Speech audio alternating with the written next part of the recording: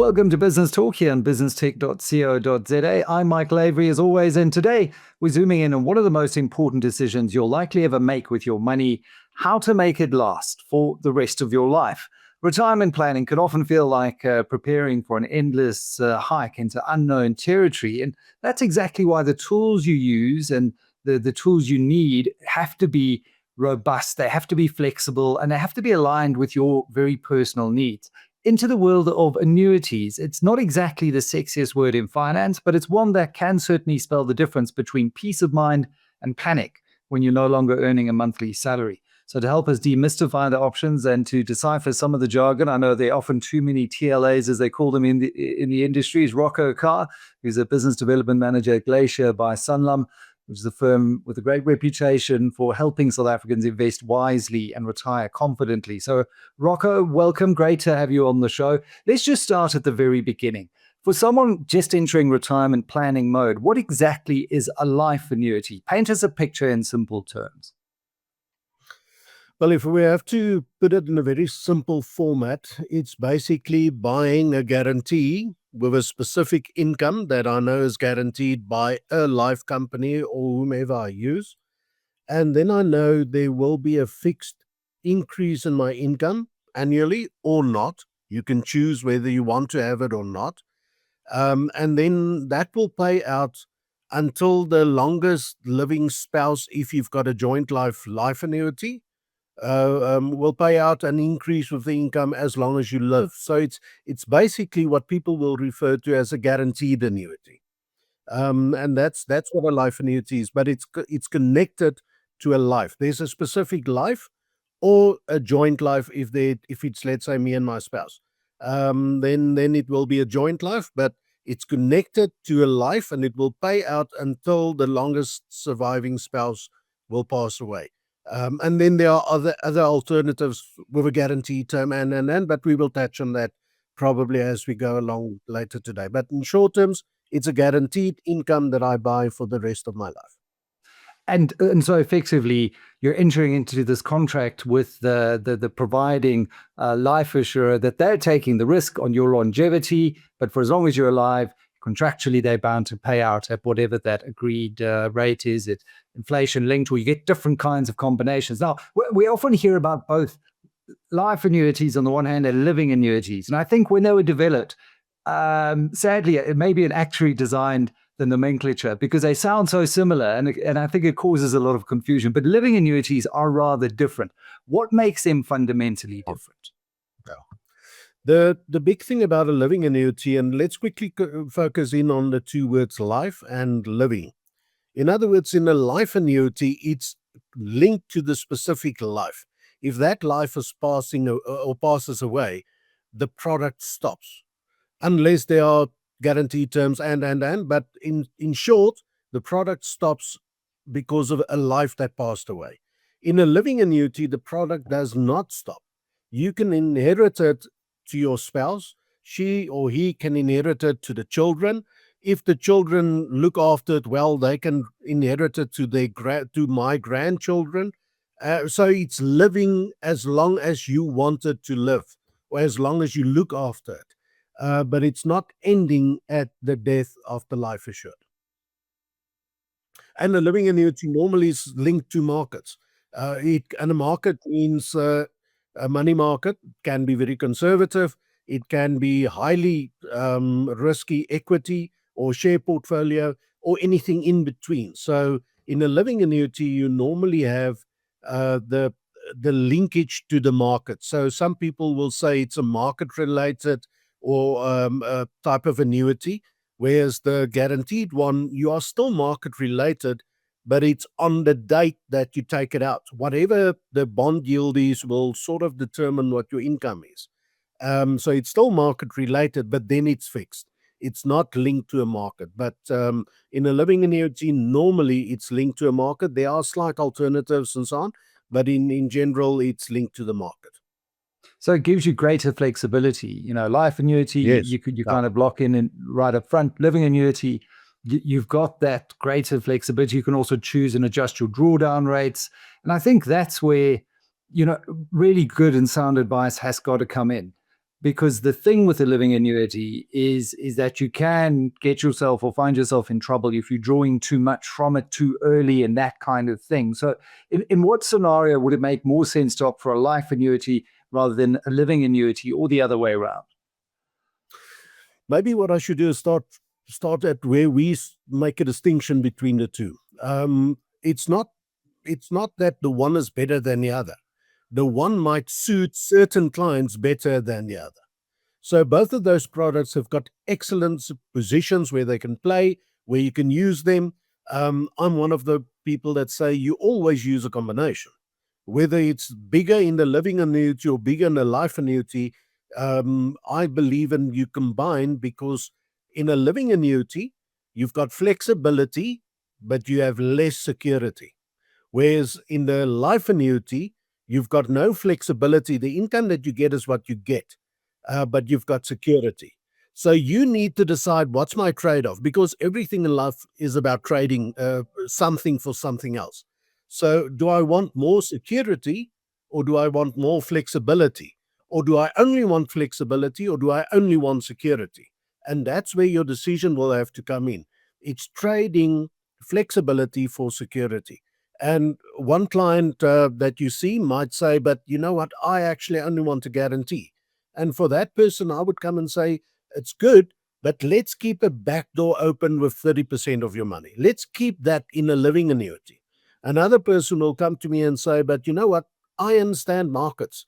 I want the flexibility, and I want to change my income once a year, and I want my children to inherit, and then I would say, yes, but why don't we just put 30% in a guaranteed or life annuity if rates are good? And they're not bad at the moment. And they were excellent earlier this year. But if rates are good, let's put 30% in for if you live too long. That's what you bargain that for. So in the life annuity, you normally have a certainty of income for as long as you live. And if you chose, let's say, 5% escalation, you will get your 5% because, as you've mentioned earlier, the life company takes on the risk. They will go and buy government bonds at the back to make the portfolio and get the guarantee, and then they will put another layer of guarantees on top from their balance sheet. So it's very secure. Yes, it can happen that our country goes to tatters, but at the moment we don't foresee that. But some people say, yes, I want that guarantee. And the others will simply come and say, no, I want the flexibility. I want my children to inherit. And I'll speak about a bit in the inheritance in the life annuity space as well. People think there's no inheritance. There is some sort of inheritance. We just need to be aware of it. Um, but I'll get to it now. So what I do is I normally say, always keep some flexibility, always buy some security. You decide which one is more important to you and what should be the larger part. Let's take a life annuity. I prefer a joint life if it's a spouse, and in most of the cases we get a married couple. And then I would say, all right, let's make it a joint life annuity. So in other words, both of you are guaranteed of an income with, let's say we chose a 5% escalation. For the rest of your lives, you will get that 5% escalation. But then some companies normally put a 20% guarantees. I know some companies have a 25-year, not 20%, 20-year guarantee term. Some have a 25. We even go up to a 30-year guarantee term at Glacier. Now, what that means, the guarantee term has got no relevance to the first two or to the spouses. So, in other words, the life assured and the second life on it, it's got no relevance to them. They will get the income for as long as they live. But if they should pass away within the 30 years guaranteed term, they took it out in 1970, and in the year 2000, this 30-year term is gone. But in 1990, the last surviving spouse passes away, then the children can inherit the income and the escalations that they would have received for the last remaining 10 years. And if you make that calculation, it means my children can still inherit from my life annuity up to 30 years from now. But if one of my wife or I pass away after 30 years, obviously there's nothing left. But many people say, no, but in a living annuity, if we die in a car accident 5 years from now, then at least the children can inherit.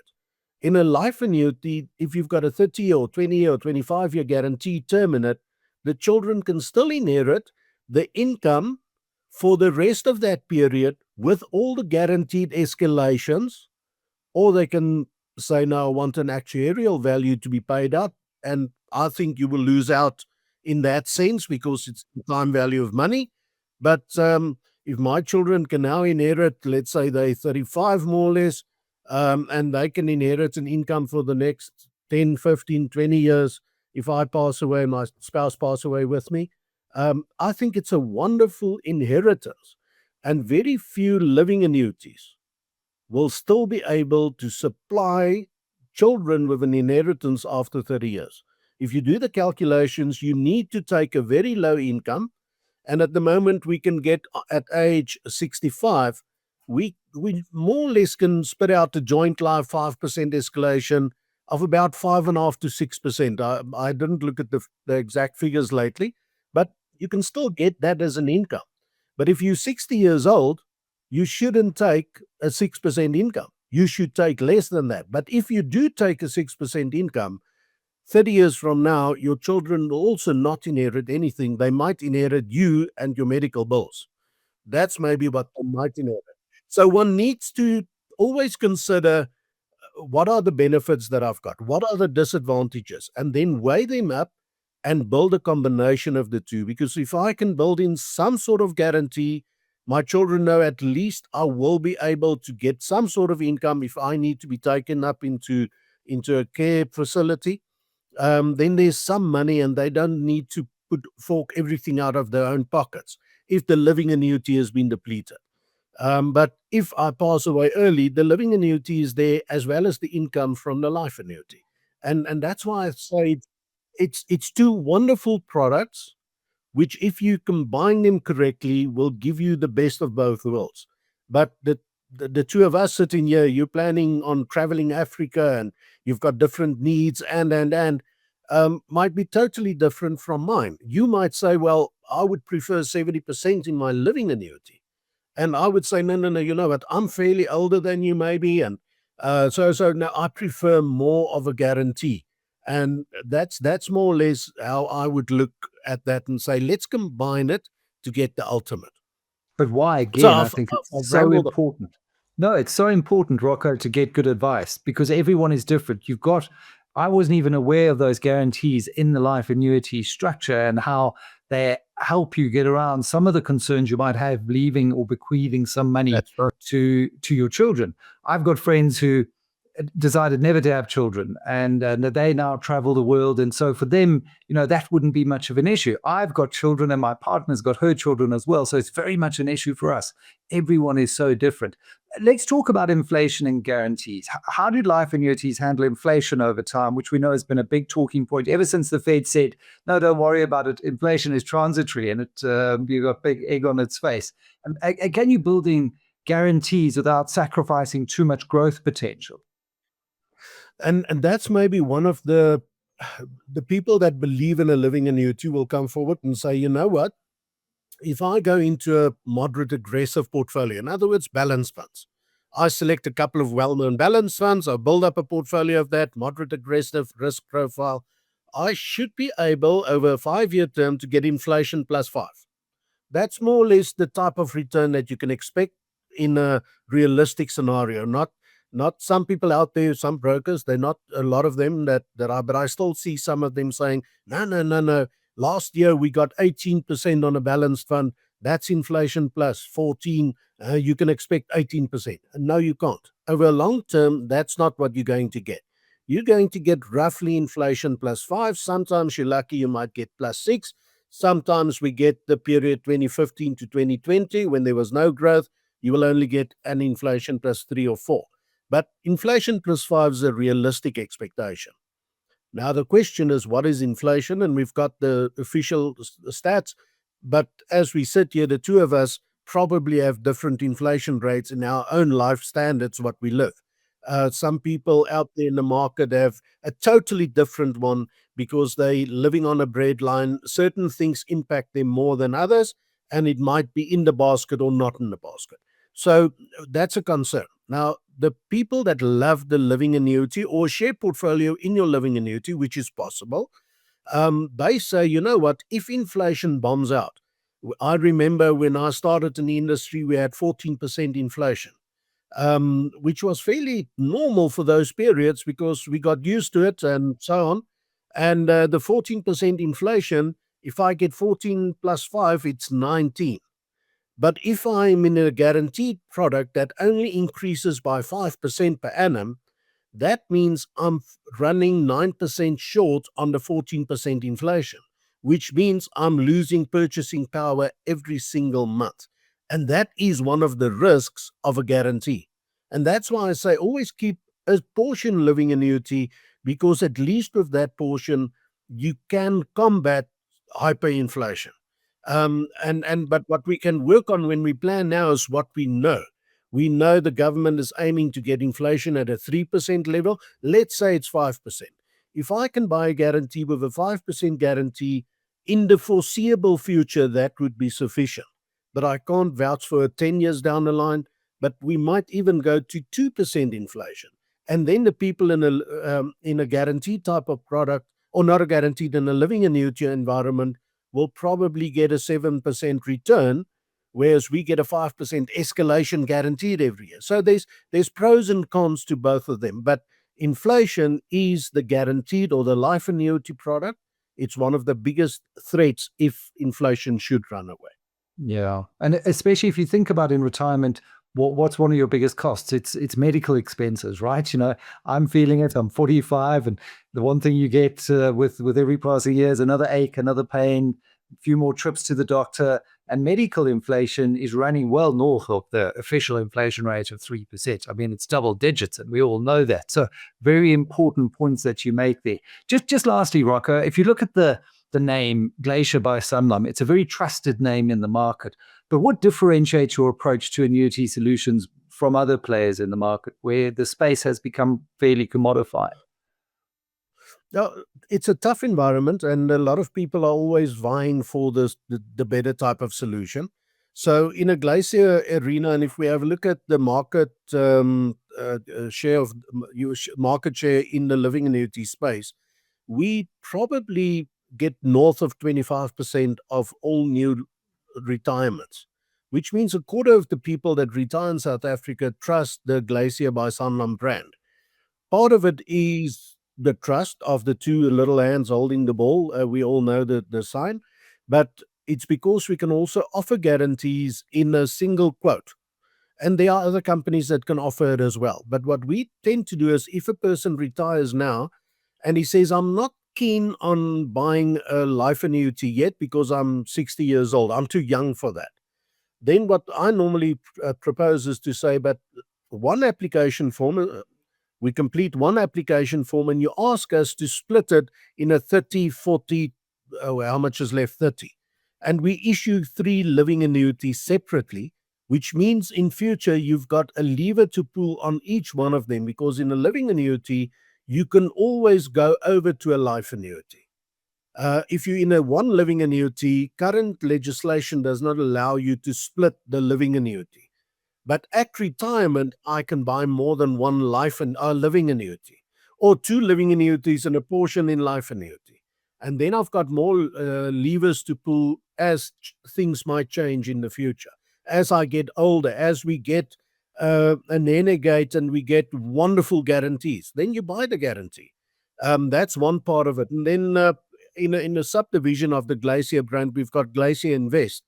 And with Glacier Invest, they've developed what we call the real portfolios, real income portfolios, from a 2.5 to 6. But my favorite is the inflation plus 5 or the real plus 5 portfolios. They've got some of the smooth portfolios in the Sanlam Life component, where you are in a balanced fund, but you don't feel the first 15% knock in the fund. So the assets underneath are sort of protected in some sort of guarantee, But if the fund assets should fall more than 15, then you will start sharing in the downside. So your volatility is quite low.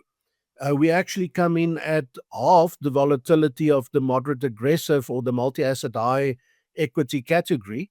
But over 5 years, it was exactly this, well, not exactly, basis points difference in returns per annum, at half the volatility. Much And smoother ride. volatility, Yeah.